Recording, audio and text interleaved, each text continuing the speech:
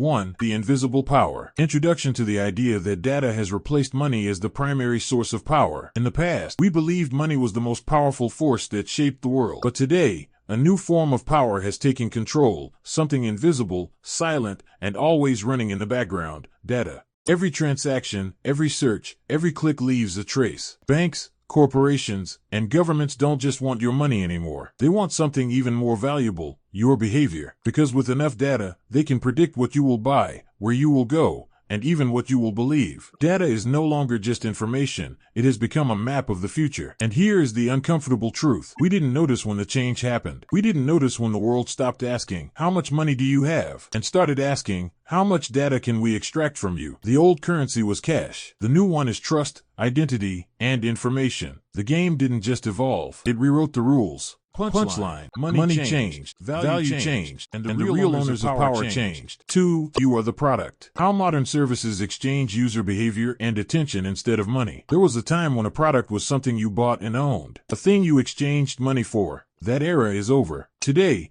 the most profitable businesses in the world don't charge you money. They charge you something far more valuable: your attention, your habits, your identity. The apps on your phone, the platforms you use, the services you trust. They were never designed to be free. They are designed to extract data from your daily life. You are not exchanging dollars anymore. You are exchanging privacy. You are exchanging your behavior.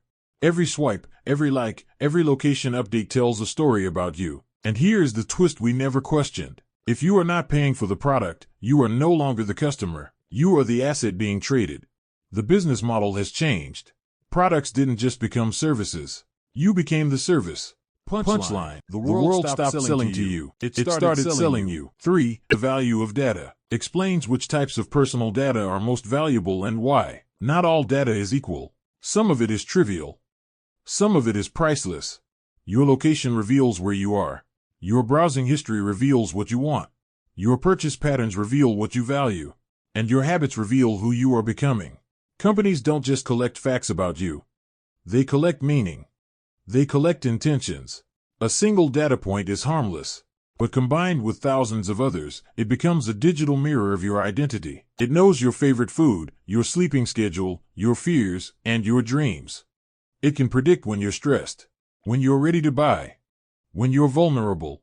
This is why the real value isn't the data itself. It's the story the data can tell about you, and how accurately it can forecast your next move. The world doesn't run on money anymore. It runs on the ability to predict behavior. Punchline. Data isn't information. Data is foresight. 4. The data marketplace. How companies collect, process, and sell data to predict behavior. Every modern business runs on a hidden marketplace. A marketplace where your data is processed, analyzed, packaged, and sold. Tech companies don't simply gather information. They transform it into predictions. They measure risk, desire, and opportunity through algorithms that learn faster than any human. Banks no longer ask, "Can you pay?" They evaluate, "How likely are you to fail?" Advertisers don't wait for you to make a decision. They predict the decision before you even think about it. This is not just an economy. It's a feedback loop. The more data the system collects, the more accurate it becomes, and the more control it gains over future outcomes. Data is no longer a static resource. It is traded, bought, resold, exchanged. An invisible commodity that shapes financial markets, elections, healthcare, and even relationships. We used to trade goods. Now we trade behavior. Punchline. Data isn't the product. It's the entire marketplace. 5. Privacy as leverage. Privacy is no longer just secrecy. It's a form of control and value. Privacy used to mean secrecy, a private life, a closed door, a personal space. But in the data economy, privacy means something different. It means leverage.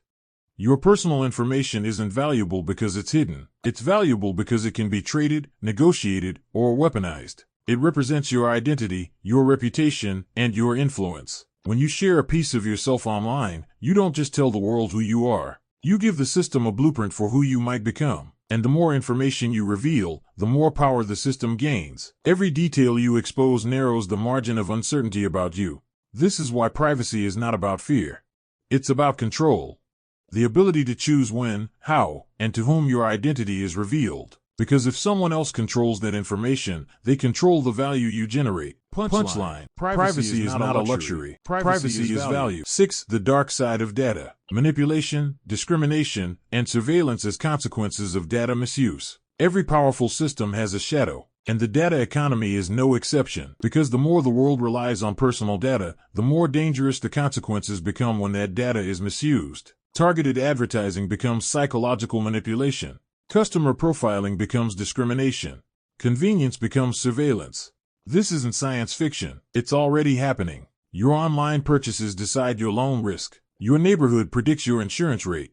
Your social circle influences what news or truth you are shown. The system doesn't need to control everyone. It only needs to control you. And here's the paradox. The more we depend on data to build trust, the easier it becomes to weaponize that trust against us. The new frontier of power isn't wealth or violence. It's the ability to shape reality through information. Punchline. The danger isn't losing privacy. The danger is losing freedom. 7. Predicting behavior. Companies don't just collect data, they shape choices and influence decisions. Some companies don't sell products anymore. They sell prediction. Streaming platforms don't just show you movies. They study your decisions, your habits, your impulses. Navigation apps don't just guide your route. They learn where you go, when you travel, and what you avoid. Banks don't just manage your money. They score your future. Every service you rely on is powered by the same engine, collecting enough data about you to shape your next choice. And the most profitable business model ever created is simple. Predict, influence, convert. Because once a system knows what you want, it can tell you what to want next. Data doesn't just describe behavior, it creates behavior. And when a platform can predict millions of people at once, it no longer reacts to the world, it designs it. Punchline. Data isn't currency, it's control. 8. When trust collapses. Hacks and leaks not only steal data but destabilize identity and trust. Trust is fragile. And when it breaks, the system doesn't just lose data, it loses identity. A stolen password is not just an inconvenience. It is the collapse of your digital self. A hacked account is not just a technical error. It is a breach of your existence in the online world. We used to fear losing money. Now we fear losing access.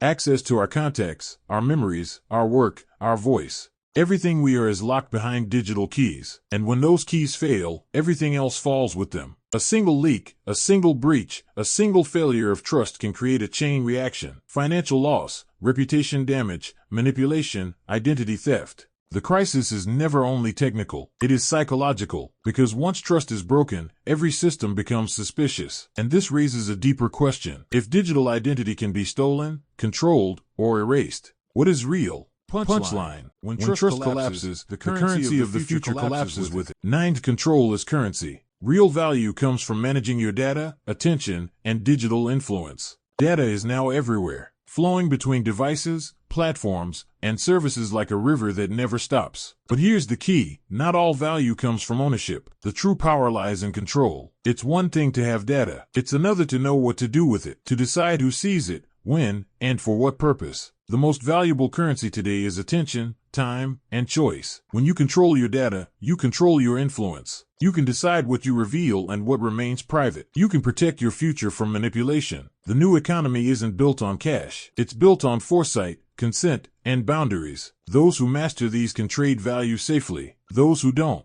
become invisible, or worse, exploited. The future isn't just about who has money. It's about who has the power to shape their own digital self. Punchline. Wealth is no longer what you earn, but what you control. 10. The future of wealth. Conclusion. The next economy favors those who control their data, not those who merely consume. A new era has arrived. The age of cash is fading. The age of digital identity and data-driven power is here. Money was once the measure of wealth. Now, control over information is the true currency. The platforms, apps, and networks that surround us are more than tools. They are arenas where influence is earned, attention is bought, and choices are shaped. But this is not a story of doom. It is a story of opportunity, because the future belongs to those who understand data, who can protect their privacy, and who can decide what to share and what to withhold. Power is not about accumulation anymore. It is about agency. It is about mastering your digital self. And in a world where data flows endlessly, the real wealth is the ability to control your own story. Punchline. In the next economy, the richest are those who control, not those who consume.